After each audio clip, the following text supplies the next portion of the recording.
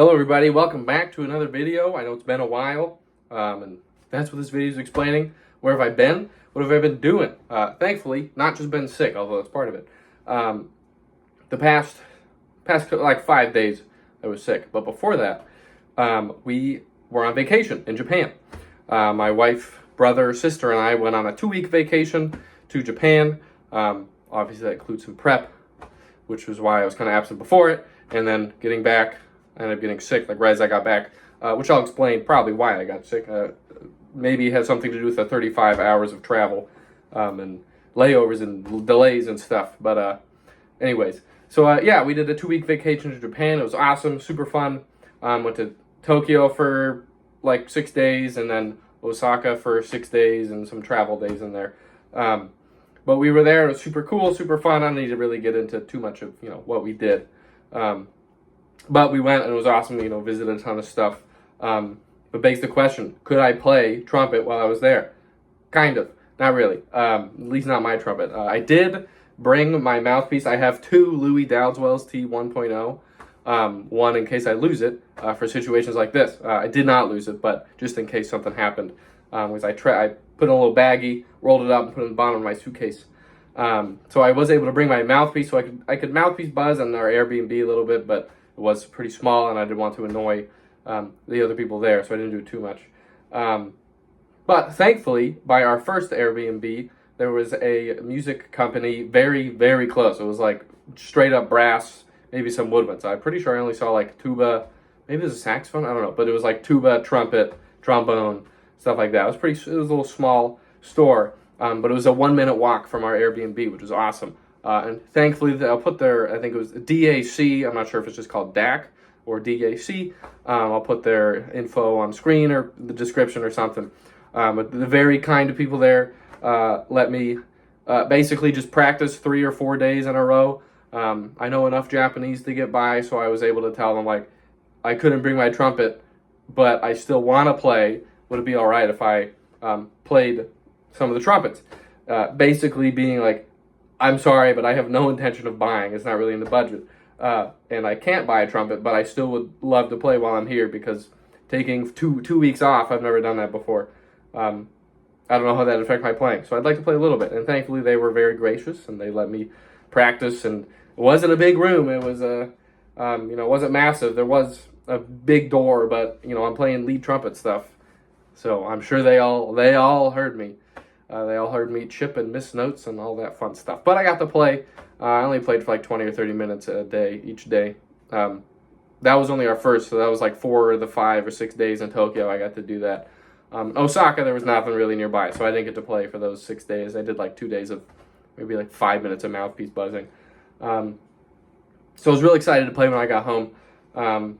Mouthpiece lived and made it back. So I was able to play a little bit in Japan, not too much.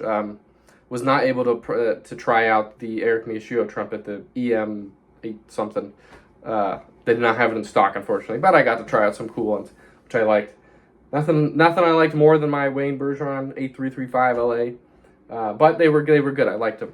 But yeah, so I made it home, and like immediately after I got home, I played the first day. First day I got home, I played, and it went pretty well. It wasn't too bad. And then I immediately got hit with like a pretty bad fever. For like 4 or 5 days. Like I was down for the count, and even today, this is like day 5, I think, and I'm good. I'm not achy. I don't have any bad headaches. For a couple days there, it was bad, and I had a horrible sore throat. It was like swollen. Felt like I couldn't swallow anything. It was bad. But most of that's gone. The sore throat's still a little bit there today. It's not swollen anymore. It's just a little. I don't know if it's dry or what, but I tried to play today, and I could play. It went okay, but anything above G sharp, top of the staff, and above, it makes me cough like immediately. So can't fully play, but I'm back. I played some Clark, some etudes, and some easy stuff that it doesn't require too much range, and just trying to get myself back into it. But it's going pretty well. But that's a really quick summary of where I've been. Now, I know I got sick like right before I left. That one wasn't really too bad of a sickness. It was just a sore throat that lingered for a while. That was from probably when we helped my parents move, and I was in their attic, their really dusty attic, for like was like 5 hours straight with a couple breaks in between. I don't know, maybe the dust got to me or something up there hit me.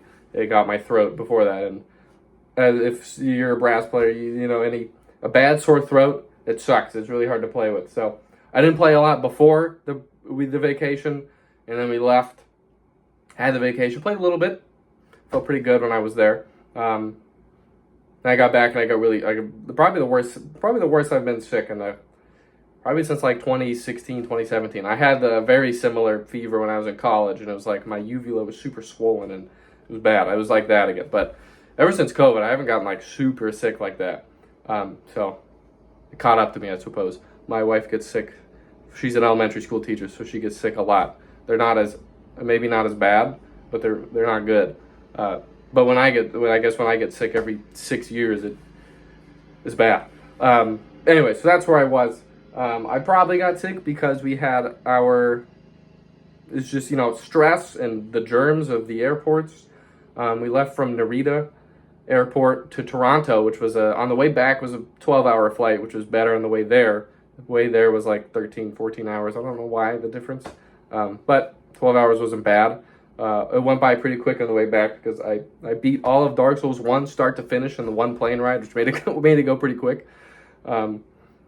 I think the playthrough took me 9 hours, so I had like another 3 to just chill. And then we spent 6 or 7 hours in Toronto. It was a 4-hour layover. It was a weird experience. I thought the 12-hour flight would have been the scary one. This 40-minute flight from Toronto to Pittsburgh was terrifying. It was spooky. It was like midnight. Immediately after taking off, we hit some turbulence, and the plane like went 45 degrees this way to 45 degrees that way in like the span of 4 seconds. I've flown a lot, and I'm not one that's scared of flights at all. I've never really been anxious for them, but that got me. Not to mention everything leading up to it ended up getting delayed. But it wasn't like they came over, they're like, hey, your flight's been delayed 2 hours. It was just kind of like, hey, we're moving the gates here, and now we're moving to this gate, and we're moving back to this gate. I think we had 2 gates we went back and forth 4 times total. And they never really, they said it was delayed, but it wasn't like hey, it's delayed. It was like, we might be boarding eventually. But then like our boarding time came around, and they didn't really say too much. And they're like, yeah, the plane's not here yet. And then we got on the plane, and like they couldn't start the engine. They had to start it with like a G. I don't know. I'm not a professional, so I'm not gonna. They said it was normal for the type of plane, but I've never experienced that before. And I've been on a decent amount of planes in my life. My dad's a pilot, so we've flown. But yeah, it was freaky. But we landed. It was a great landing. The pilot did a fantastic job landing. It was very smooth. But while I was in the air, I was spooked. Immediately, though, for whatever reason, the lights were flickering on the plane when we started to take off. It was freaky. But yeah, so maybe the 7 hours in the airport at Toronto, and then a couple hours in the airport in Narita, along with just like, I think we were awake for 35 hours total during the travel. I didn't sleep on the plane, either plane ride, and so yeah, I think it ended up being 35 hours. So that stress in the body, and I'm sure all the germs that were there, and maybe I didn't wash my hands good enough. Something got me, and I ended up getting that fever, which put me under for like another 5 days. But we're back now. I'm excited to play. Gonna need to give me another day or 2 to get back. Get my throat unswollen. It's almost there, I promise. I can actually swallow. I could chug water. Oh man, it was awful those couple days. All I wanted to do was chug water, but it hurt so bad to swallow, and it was bad. It wasn't mono. I know I've had mono before, and this was different for sure. Mono sucked. That's a different story. That one was awful. But yeah, so that's where I've been. That's where I was. I'm excited to get back to playing. Had a lot, and I didn't really listen to anything while I was over there. But I was just inspired by random clips on Instagram and stuff and YouTube, and I'm excited to play again. I'm excited to be back. Don't know what my next video will be, but should be in the near future, assuming my throat gets better in the next day or 2, which it should. It was much worse tomorrow, and even worse the day before that. So we're coming back. But thanks for watching. Thanks for waiting for me. The subscriber count's going up. I really appreciate it. I think the last milestone I'm trying to hit is, I think, 3,000 hours watched in 365 days. And I think we're at 1,500 in about maybe like 100 days. So we're getting there. Should be there anytime now in the next year. So thanks for the support. I appreciate it. Sorry I've been gone for so long, but that's what happened. But we're back. I'll see you in the next video.